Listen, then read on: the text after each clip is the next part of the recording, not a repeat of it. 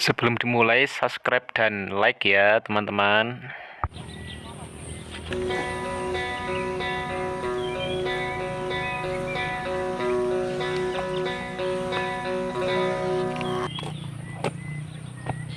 Assalamualaikum warahmatullahi wabarakatuh.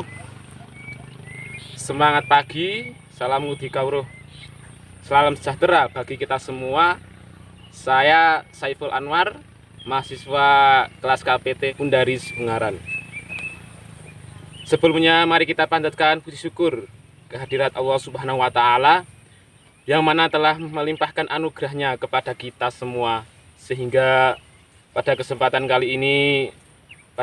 yang berbahagia ini kita senantiasa diberikan kesehatan, diberikan ketenangan hati dan pikiran dalam melaksanakan aktivitas pada pagi hari ini.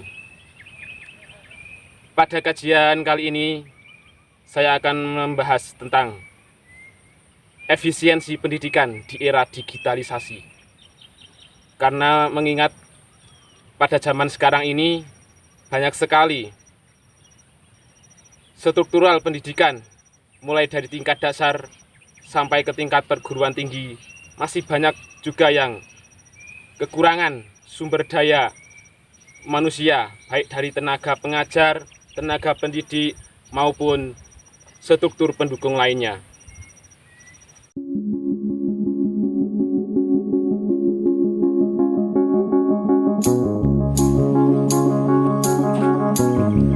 Perkembangan pendidikan pada zaman sekarang ini tidak terlepas dari sejarah pendidikan pada masa lalu.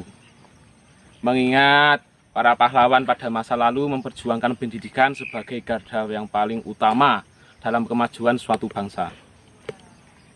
Contohnya saja para guru.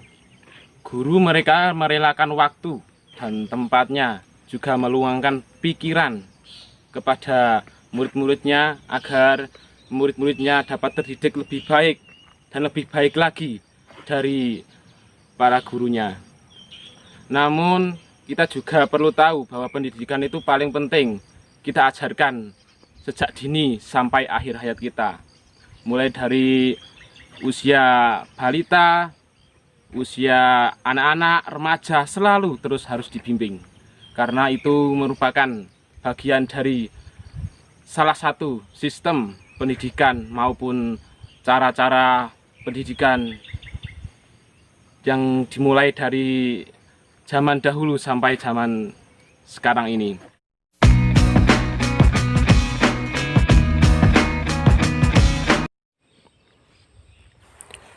Digitalisasi itu sendiri merupakan proses mengubah informasi dari format analog menjadi format digital sehingga lebih mudah untuk diproduksi, dikelola, maupun dipelajari. Mengingat kemajuan teknologi yang canggih tentunya memudahkan aktivitas manusia dalam membangun struktural kehidupan, terutama di bidang pendidikan. Kita belajar dari sejarah pendidikan itu sendiri.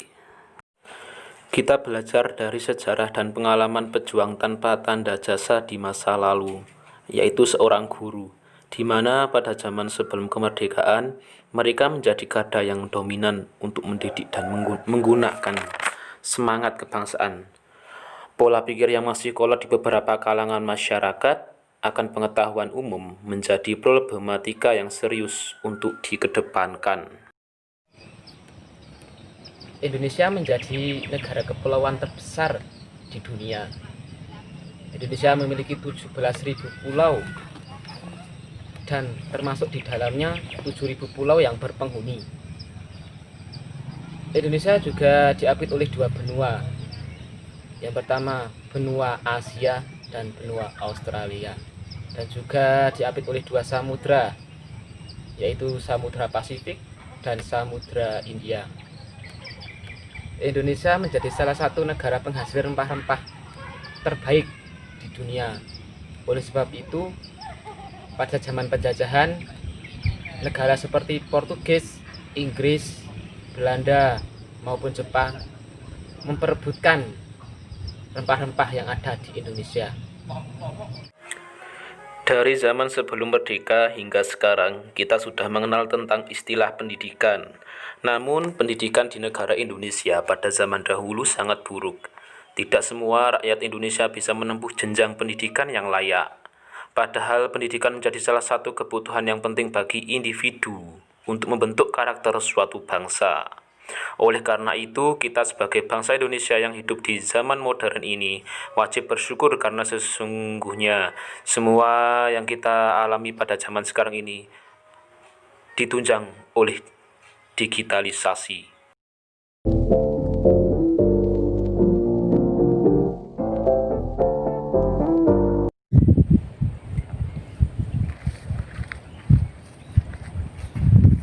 Berbicara tentang pendidikan, dipandang dari sudut manakah apabila dikaitkan dengan filsafat ilmu? Akan dipaparkan pada penjelasan berikut ini. Dipandang dari ilmu filsafat terbagi menjadi beberapa bagian. Yang pertama, epistemologi. Pendidikan sebagai sarana untuk menunjang pengetahuan, baik pengetahuan secara alamiah maupun secara ilmiah. Dan yang kedua, apabila dipandang dari ilmu ontologi, pendidikan dapat dikaji melalui kehidupan nyata yang secara realistis dapat diterima oleh manusia itu sendiri. Yang ketiga, dari segi aksiologi, pendidikan mengajarkan cara-cara untuk beretika dan berestetika dalam kehidupan berbangsa dan bernegara. Di situ diajarkan lewat pendidikan kewarganegaraan dan Pancasila. Secara logika, pendidikan juga mengacu kepada idealisme, kreativitas manusia dalam prakteknya di kehidupan masyarakat, beragama, bangsa, maupun negara. Bagaimana peranan pendidikan era digitalisasi pada masa pandemik seperti sekarang ini? Nah, pertanyaan tersebut akan dijelaskan pada ulasan berikut ini. Pandemi COVID-19 telah memaksa siswa, guru, dosen, dan sekolah mencicipi cita rasa dari pendidikan yang berbasis teknologi digital. Hasilnya sudah bisa diprediksi, hampir semua pihak yang terlibat dalam dunia pendidikan mengeluh kesulitan dengan sistem baru yang sifatnya darurat ini. Namun, siap atau tidak siap, digitalisasi pendidikan harus segera direalisasikan serta diterima oleh semua pihak. Secara umum, sudah ada 3 aspek yang setidaknya dapat dikatakan cukup baik dalam merespon pendidikan berbasis digital, yakni regulator, pengajar atau guru, dan siswa. Pendidikan juga sebagai sumber dalam menjalankan sistem pendidikan yang kekinian. Selain itu, pendidikan juga sebagai sarana untuk pemerintah membangun struktural baru yang efisiensi bagi tenaga pengajar maupun pelajar. Apa dampak positif dan negatif pandemik pada pendidikan di era digitalisasi seperti sekarang ini?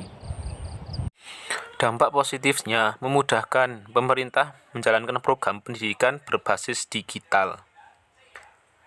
Transisi lebih cepat dan mudah dalam membuat konten belajar menggunakan teknologi. Dan dampak negatifnya, ketertinggalan pembelajaran di beberapa daerah. Juga pembelajaran jadi tidak normal, serta kurangnya penguasaan teknologi bagi kalangan pelajar yang belum populer. Dampak pendidikan di era pandemik seperti sekarang ini bisa kita lihat dari perubahan metode cara belajar setiap murid maupun mahasiswa yang ada di lembaga pendidikan.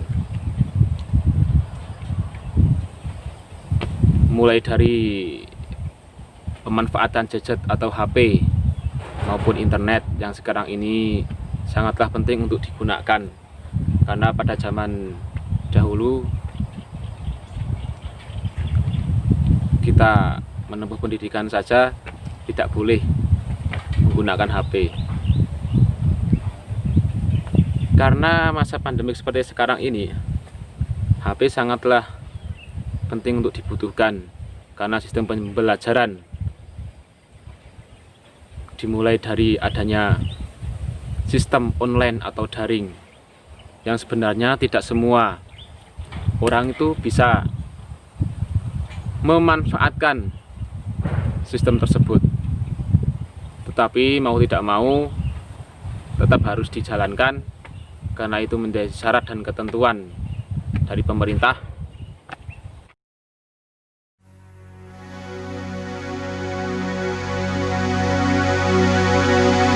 Terima kasih sudah menyaksikan video dari saya.